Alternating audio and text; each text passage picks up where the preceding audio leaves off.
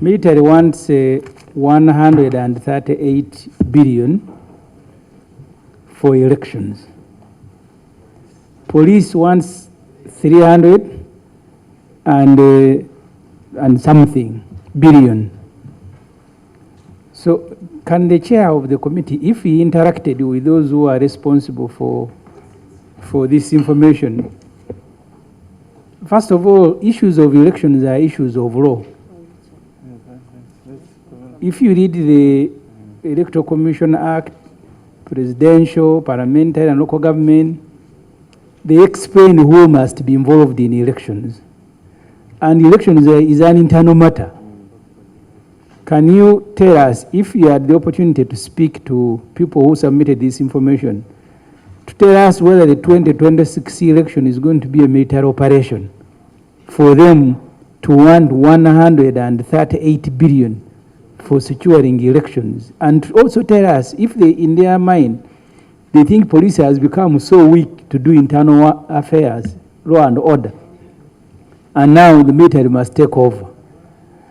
The second issue, Mr. Chairman, the printing at Entebbe was assigned to a German who happens to be a Moko to President Museveni, the one who marries his sister Kajubiri. And they said they will be the one printing security documents, maybe because of that relationship. But you are now asking, saying we should give them over 60 billion to buy passport booklets. They are supposed to be constructing a factory to produce these things, that Muko of the president. So can you tell us what happened with the construction? Because it was supposed to be a 3-year project that will save us from saving money to import a passport booklet. And finally, Mr. Chairman,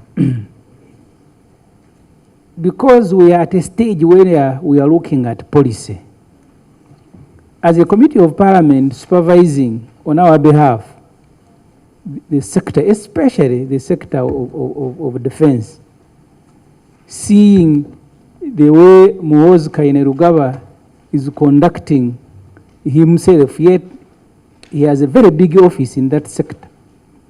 Are you, as a committee, not worried and not even concerned that our defense sector is becoming a laughing stock?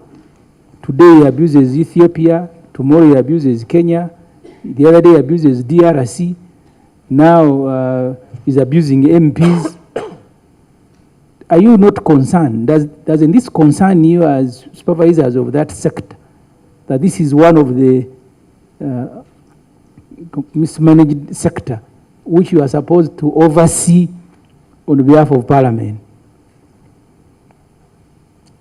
Thank you, Chair. Cora, let's be brief, then we'll thank you, break Chair. for lunch and be Just a brief addition on the issue of the Army, the Army's involvement in policing elections, is that we should be working within the law. And I wonder if there's any legal provision for the Army to participate in policing elections. If there's no provision, why would the committee entertain this idea and bring it before us in the first place? They should be the first to shoot it down at the committee. We know that elections are increasingly militarized, very active on that day. But the Army should really remain in their barracks and vote within the barracks. So let us provide the resources that police requires to police elections on that day, rather than involve the Army. Secondly, why is UPDF or Defense asking for 138 billion and police as well? But usually during elections all through, at least I've been in Kampala here, usually when police is looking for manpower, they always engage the sister security agencies to give them help. So the Ministry of Defense also is requesting for this money so that in case police calls for any help from them, they are ready to also come in and give police a hand. And that's why, no, police also has defense. You have to give them, so that if in case they are called upon, they come in to give a hand. Of course, our expectation, Upon to do what? Mr. Chairman, Yes. I think you have, at least you have been there for all the defense chairs. So some of the things we should try to liberate ourselves from them and say, ministry, because if you say they should rationalize, where? Yes, give it to Uganda Airlines or scrap it off and we move forward. Yeah. Because when you have an aircraft grounded, you are paying licenses. We are paying licenses, some of them. So it's, so we, can you finalize the break off for lunch? Why is UPDF or defense asking for 138 billion and police as well? But usually during elections all through, at least I've been in Kampala here, usually when police is looking for manpower, they always engage the sister security agencies to give them help. So the Ministry of Defense also is requesting for this money so that in case police calls for any help from them, they are ready to also come in and give police a hand. And that's why, no, police also has defense. You have to give them, so that if in case they are called upon, they come in to give a hand. Of course, our expectation, Upon to do what? Mr. Chairman, Yes. going to ministerial, what we shall expect are costed work plans and clear alignment of the development plan with the activities, so that people also don't look at the bonanza. We are in elections, so you throw in a budget. We can exclude classified activities, but every activity must have a work plan, so that it reassures some of the colleagues who are asking what are they going to do. The work plan will be given. Chairman, mismanaged. The defense of this country is that it's on top of its game. All our borders are secure, and the police, defense, they're in charge. So we don't go by what is on social media. We were told the accounts were hacked. We have the official communication channel of the UPDF and the Ministry of Defense and police as well.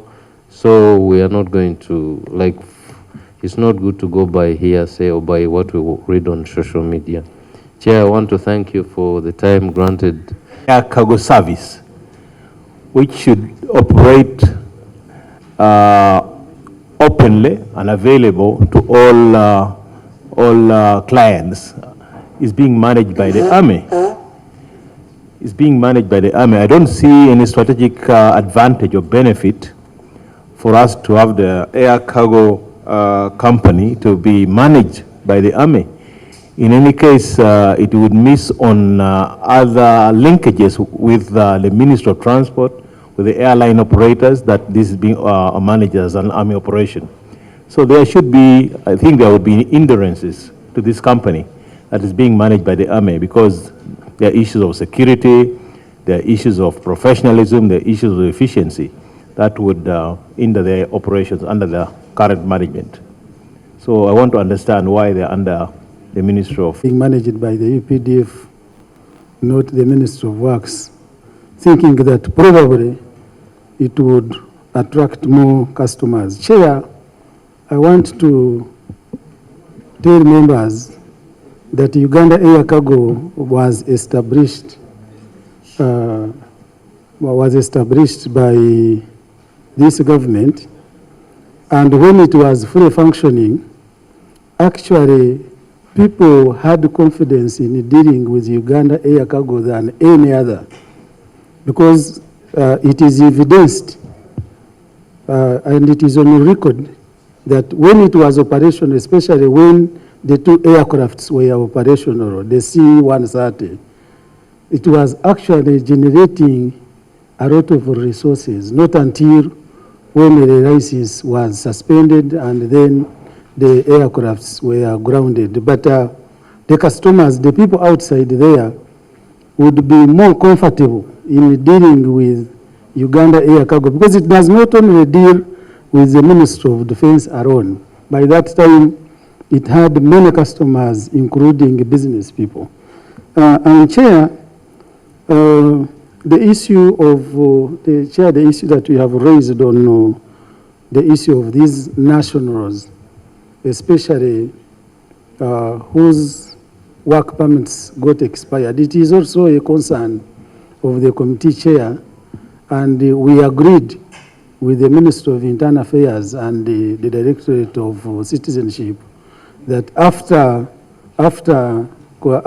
this, because we had a series of meetings, we would again engage the Ministry of Internal Affairs to dig deeper on these particular issues, especially that were highlighted in Auditor General's report.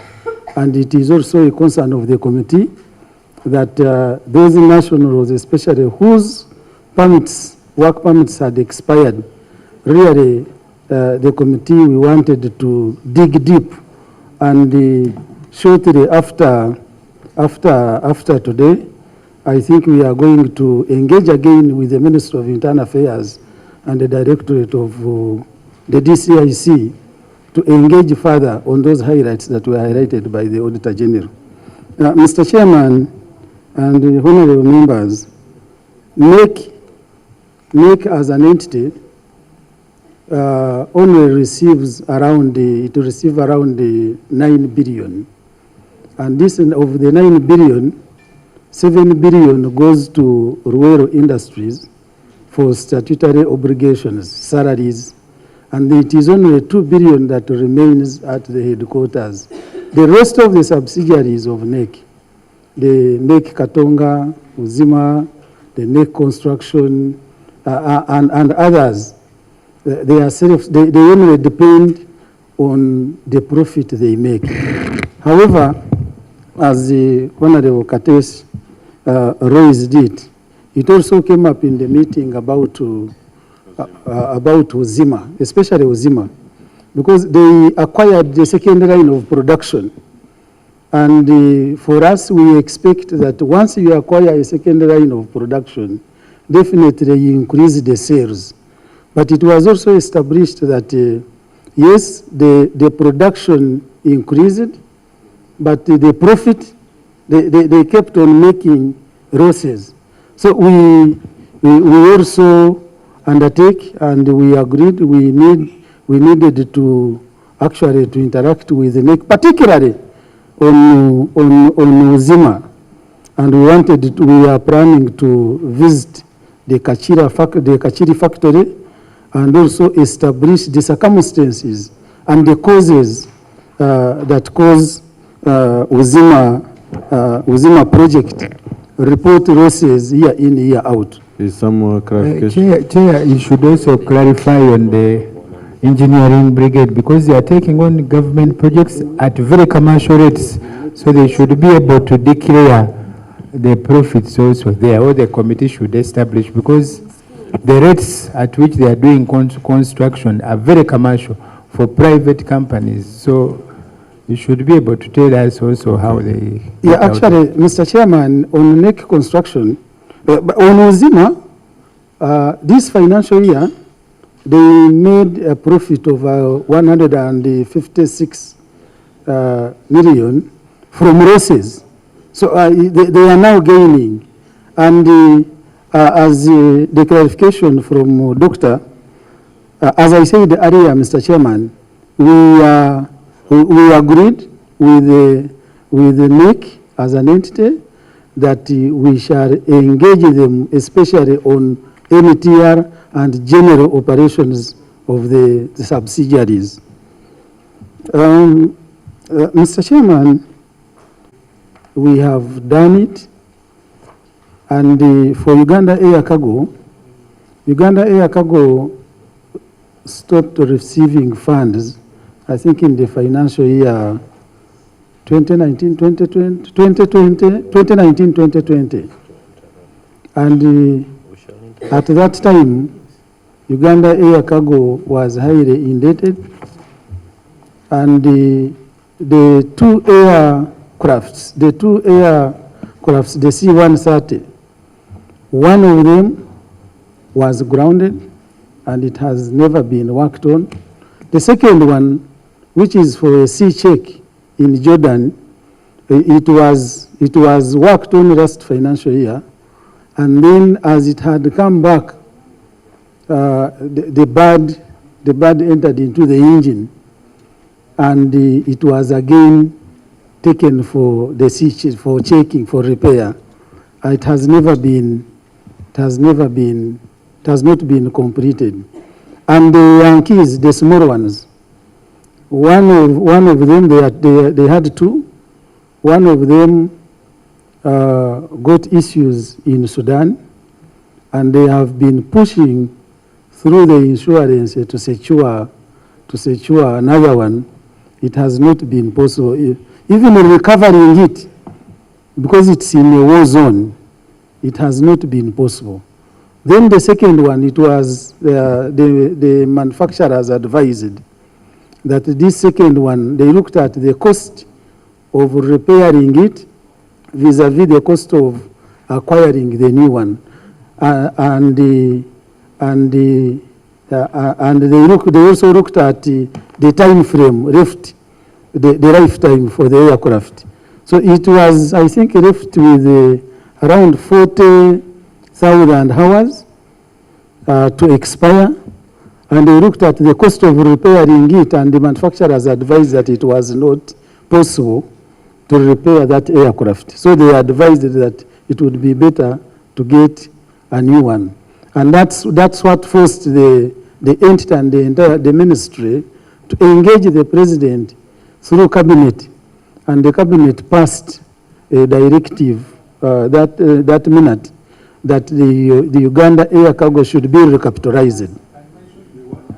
That it should be recapitalized with 381 billion to acquire new ones, because the other ones are too old. Mr. Chairman, we need to conclude this, but if the cabinet directed that they recapitalize it by this June, did you ask Minister of Finance why they are not complying with the cabinet directive?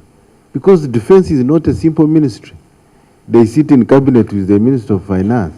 So now where do we get the money as a committee of budget? Whom do we cannibalize to capitalize this entity?